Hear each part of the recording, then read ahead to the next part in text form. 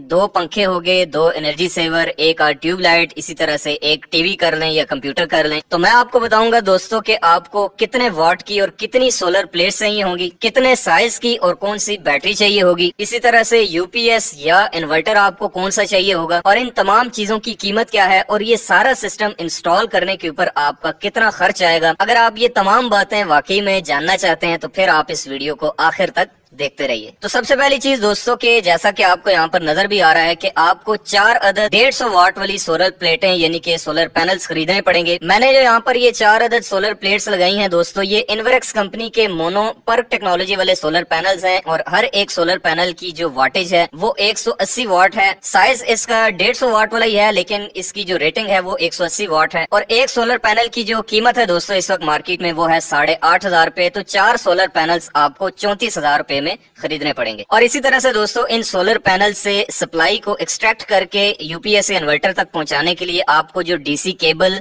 या DC wire इस्तेमाल करनी पड़ेगी वो कम से कम 6 mm जो है वो इस्तेमाल करनी पड़ेगी। और उसका जो रेट है इस वक्त डबल कोर का वो मार्केट में है 250 रुपए गज। मैंने यहाँ पर खालिस कॉपर की 8 mm की सिंगल कोर केबल इस्तेमाल की है जो कि 140 रुपए गज है। तो टोटल जो तार मेरी 10 मीटर लेंथ थी तो ये तकरीबन 3,000 रुपए की तार मैंने यहाँ पर इस्तेमाल की है। और इसके अलावा दोस्तों इन चारों सोलर पैनल्स के जो फिटिंग स्टैंड है यानी कि जिसके ऊपर हमने इनको फिट किया है तो ये 14 गेज की 3,000 रुपए में चारों सोलर पैनल्स की फिटिंग जो है मैंने यहाँ पर इस्तेमाल की है। तो अब मेरे प्यारे दोस्तों अगर आप ये जानना चाहते हैं प्रैक्टिकली कि किस तरह से हमने इन चारों सोलर पैनल्स को उन फिटिंग स्टैंड्स के ऊपर फिट करना है और इन चारों सोलर पैनल्स को आपस में सीरीज में या पैरेलल में किस तरह से इनके कनेक्शन करने हैं, तो इसके ऊपर मैं बहुत ही मलाई किस्म की 2 क्रीम वीडियोस बना चुका हूँ, आपको मेरे चैनल पर मिल जाएंगी और इस वीडियो के डिस्क्रिप्शन में भी उन दोनों का आपको लिंक मिल जाएगा। सबसे पहले आप अगर वो 2 वीडियोस देख लें तो फिर आपको ये वीडियो देखने का मजा आएगा। तो बहरहाल दोस्तों इन चारों सोलर पैनल्स को आपस में कनेक्ट करके इनकी वायरिंग करके सिर्फ 2 तारें बाहर बचती हैं और वो 2 तारें मैं इस पाइप के जरिए जो है वो नीचे ले गया हूँ जहाँ पर मेरा यूपीएस इन्वर्टर का सेटअप लगा हुआ है। तो चलिए मैं आपको नीचे लेके चलता हूँ और दिखाता हूँ बाकी का सेटअप। और छत से उतरने के बाद दोस्तों ये दोनों तारें दीवार में बने सुराख के जरिए अंदर जा रही हैं। तो चलिए अब मैं आपको दीवार के पीछे का मंजर दिखाता हूँ। और अंदर वाली साइड पे दोस्तों मैं प्रॉपर इन दोनों वायर्स को एक डक्ट लगाकर प्रॉपर इनकी ड्रेसिंग करके यहाँ पर नीचे ले आया हूँ जहाँ पर मैंने इनके यूपीएस और बैटरी के साथ में कनेक्शंस करने हैं। यहाँ पर आप देख सकते हैं ये दोनों सोलर की जो वायर्स हैं ये यहाँ पर नीचे पहुंच चुकी हैं। अच्छा ये काम ना कोई बहुत ज्यादा मुश्किल नहीं है, ये आप खुद भी कर सकते हैं। बेसिक टूल्स तो हर घर में होते ही हैं, एक बस ड्रिल मशीन की एक्स्ट्रा शायद आपको जरूरत पड़े तो वो आप कहीं से किराए पे पकड़ लें या फिर अपनी खरीद लें। इवन मैंने तो अपने घर में मिस्त्रियों की भी टूल रखे हुए हैं, तेसी करंडी वगैरह। इसके अलावा जो मालियों के गार्डनिंग टूल्स होते हैं वो भी मैंने रखे हुए हैं क्योंकि गार्डनिंग का भी मैं थोड़ा बहुत शौक रखता हूँ। इसके अलावा पाइप फिटिंग का सामान, हर किस्म की चीजें मैंने अपने पास रखी हुई है और ये सारे काम जो है ये मैं खुद करता हूँ। इंजीनियरिंग की डिग्री होना अपनी जगह है, बल्कि मेरे ख्याल में तो अगर आपके पास इंजीनियरिंग की या एसोसिएट इंजीनियरिंग की डिग्री है और आप अपने हाथ से काम करना नहीं जानते तो मेरे ख्याल से आपकी उस डिग्री का कोई फायदा नहीं है। और मेरे ख्याल में बंदे को ऑलराउंडर होना चाहिए, उसको सारे काम आने चाहिए। तो बहरहाल दोस्तों आगे बात करते हैं यूपीएस और बैटरी की जो यहाँ पर मैंने इस्तेमाल की है। तो जो यूपीएस दोस्तों मैं यहाँ पर इस्तेमाल कर रहा हूँ वो है होमेज कंपनी का और इसका मॉडल लिखा हुआ है टिरॉन डू या ट्रॉन डू, जो भी इसको पढ़ते हैं मुझे नहीं पता। ये जो होमेज कंपनी के यूपीएस होते हैं इसमें 4 किस्म के मॉडल्स आते हैं मार्केट में। 2 जो हैं वो 12 वोल्ट वाले होते हैं और 2 जो हैं वो 24 वोल्ट वाले होते हैं। तो ये वाला जो मॉडल है दोस्तों यूपीएस का ये 1000 वाट वाला हाइब्रिड यूपीएस है। हाइब्रिड का मतलब ये है कि इसी के अंदर चार्ज कंट्रोलर भी बिल्ट इन है, यानी कि इसी के अंदर हम वापडा भी अटैच करेंगे और इसी के साथ यहाँ पर सोलर की तारें भी लगा देंगे। अलग से हमें चार्ज कंट्रोलर लगाने की जरूरत नहीं पड़ेगी। एक इससे छोटा भी आता है 800 वाट वाला, लेकिन ये 1000 वाट वाला है और इसके अंदर आप 1000 वाट तक के सोलर पैनल्स को भी ऐड कर सकते हैं। तो इसीलिए मैं इसी के साथ में 4 सोलर पैनल्स अटैच कर रहा हूँ। और इस वक्त दोस्तों इस यूपीएस की जो प्राइस है मार्केट में वो मेरे ख्याल से 14,500 के लगभग है। तो आप इसकी जगह पे इन्वर्टर भी लगा सकते हैं, जैसा कि मैं अगर इन्वर्क्स के ही इन्वर्टर की बात करूं तो यहाँ पर लगना चाहिए 1.2 किलोवाट का इन्वर्टर। लेकिन अगर आप वो लगाते हैं दोस्तों तो उसकी प्राइस है इस वक्त तकरीबन 24,500 रुपए। अगर आपने बहुत कम लोड चलाना है यानी कि 1000 वाट के अंदर अंदर और आप पैसों की बचत करना चाह रहे हैं तो फिर मैं आपको मशवरा दूंगा कि आप यूपीएस रख लें, किसी भी कंपनी का, इको स्टार का ले लें बेशक। अच्छा उसके बाद जो बैटरी यहाँ पर दोस्तों मैंने इस्तेमाल की है वो है फिनेक्स कंपनी की TX 1800 मॉडल और ये 230 एम्पेयर आवर की बैटरी है। वैसे कैलकुलेशन के हिसाब से तो यहाँ पर फार्मूला ये होता है कि जितने वाट की आपकी सोलर प्लेट्स होती हैं उसका आधा, उसका निस्फ जो है वो आपकी बैटरी होनी चाहिए। यानी कि मेरे सोलर पैनल अगर 150 वाट के 4 हैं मिसाल के तौर पर, तो टोटल पावर बनती है 150 ज़रब 4 600 वाट।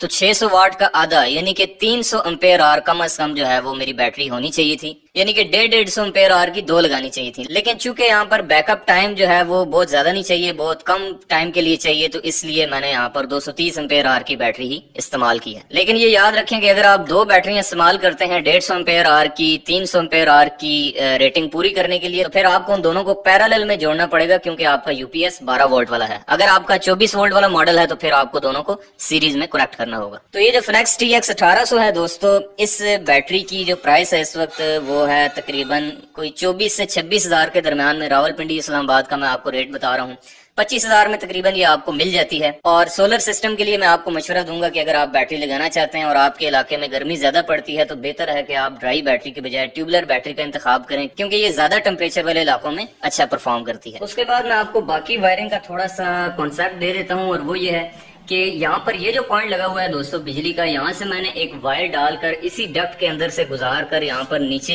एक अदद इस तरह का लाइट प्लग लगा लिया है, जिसके अंदर मैं पावर केबल लगाकर उसको यूपीएस के साथ कनेक्ट करूंगा। तो ये वाली जो सॉकेट है ये बेसिकली वापडा की इनपुट है, यानी कि ग्रिड की सप्लाई यहाँ पर आ रही है। और ये जो वायर है दोस्तों ये बेसिकली आउटपुट की वायर है, जो कि यूपीएस से निकल के घर के मेन डिस्ट्रीब्यूशन बोर्ड में चली जाएगी।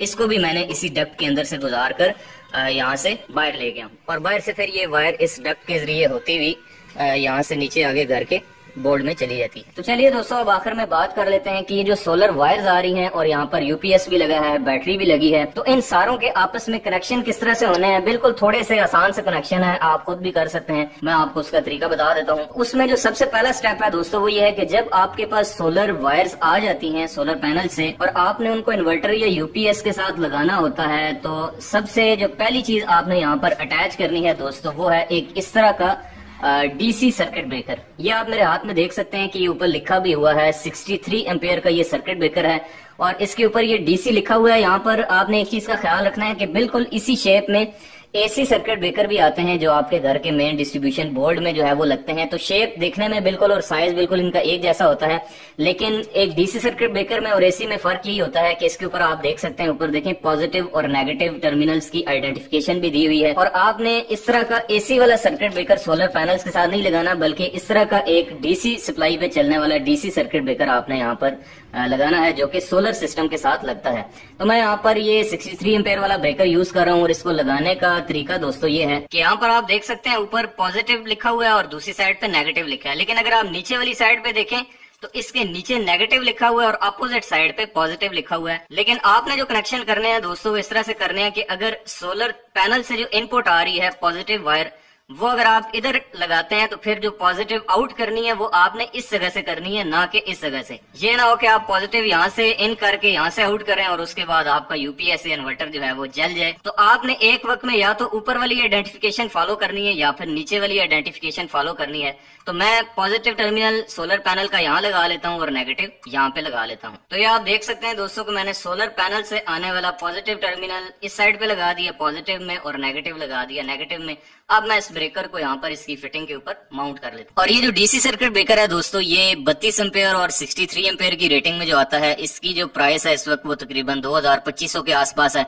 अगर आपको ये कहीं से यूज्ड मिल जाता है 1000-1200 में तो वो भी ठीक है, नहीं तो फिर आप न्यू परचेज कर लें। उसके बाद दोस्तों आखिर में बात करते हैं यूपीएस के कनेक्शंस के बारे में। तो यूपीएस के ऊपर आपको टोटल 4 अदद जो है वो पॉइंट्स देखने को मिलते हैं। इसमें राइट साइड पे सबसे पहला जो पॉइंट है दोस्तों ये है आउटपुट का, जिसके अंदर आपने वो तार लगानी है जिसको आपने एज ए आउटपुट निकालना है और उसको अपने घर के डिस्ट्रीब्यूशन बोर्ड में लगा देना है उस तार के साथ जो कि आपके घर में यूपीएस की जो वायरिंग हुई हुई ऑलरेडी। उसके बाद ये जो इनपुट लिखा हुआ है यहाँ पर आपने लगानी है एक अदद पावर केबल, और वो पावर केबल लगेगी वापडा वाली सप्लाई के साथ। उसके बाद ये जो 2 टर्मिनल बने हुए हैं जिन पे लिखा हुआ है पीवी प्लस और पीवी माइनस, ये बेसिकली सोलर की वायर्स हैं। तो जो सोलर के टर्मिनल्स हैं वो हमने इस ब्रेकर से आउट करके यहाँ पे कनेक्ट करने होंगे। और उसके बाद ये जो 2 टर्मिनल हैं दोस्तों ये बेसिकली बैटरी के टर्मिनल्स हैं, और इसके साथ मैंने ऑलरेडी जो है वो आप देख सकते हैं कि बैटरी को कनेक्ट कर दिया है, पॉजिटिव के साथ पॉजिटिव जोड़ दिया है, नेगेटिव के साथ नेगेटिव, और इसी के पैरेलल में मैंने एक अदद वोल्ट मीटर भी लगा दिया है जो कि हर वक्त जो है वो यहाँ पर बैटरी के वोल्टेज डिस्प्ले करता रहेगा। इस वक्त आप देख सकते हैं कि तकरीबन